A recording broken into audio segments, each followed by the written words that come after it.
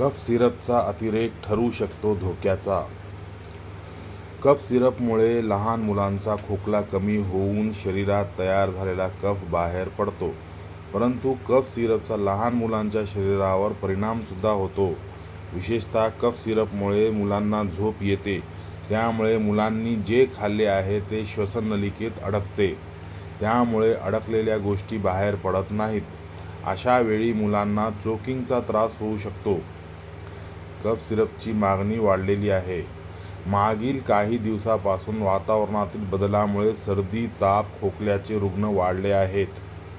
शासकीय रुग्णालयात उपचार मोफत असल्यामुळे कफ सिरपची मागणी वाढली आहे. शहरात सर्दी खोकल्याची साथ. मागील महिनाभरापासून शहरात सर्दी, ताप, खोकला यांची रुग्णसंख्या वाढलेली आहे. खोकल्याचे सिरप किती प्रमाणात घ्यावे? लहान मुलांना सर्दी, कफ झाल्यानंतर डॉक्टरांच्या सल्ल्यानुसार खोकल्याचे सिरप घेणे आवश्यक आहे.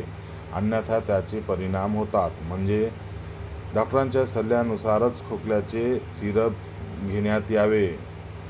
स्वतःने मेडिकलमधून घ्यायला जमत नाही. कोणत्या वयोगटात कफ सिरप धोकादायक ठरू शकते? लहान मुलांना सर्दी, खोकला झाल्यानंतर त्यांना सिरपची औषधी दिली जातात.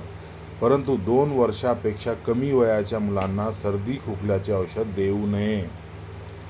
बालकासाठी कफ सिरपचा किती वापर करावा?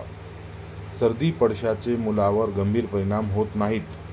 परंतु पालकांना ते काळजीचे वाटते. अनेक मुलांना आपोआप बरे वाटते. त्यामुळे औषधांचीही गरज वाटत नाही. म्हणजे जेव्हा गरज आहे तेव्हाच औषधी देण्यात यावी. 2 दिवस 3 दिवस थांबावे आणि बरे होऊ द्यावे. गरज वाटली तरच सिरप द्यावे. खोकला किटाणूंना बाहेर काढतो. लहान मुलांना खोकला होणे बरे असते, फायद्याचे असते, नुकसान नाही. कारण शरीरात तयार झालेला कफ त्याद्वारे बाहेर पडतो. खोकला शरीरातून किटाणूंना बाहेर काढतो कफद्वारे. 1-2 दिवसात मुलांना बरे वाटायला लागते. म्हणून जास्त काळजी करू नये. धन्यवाद.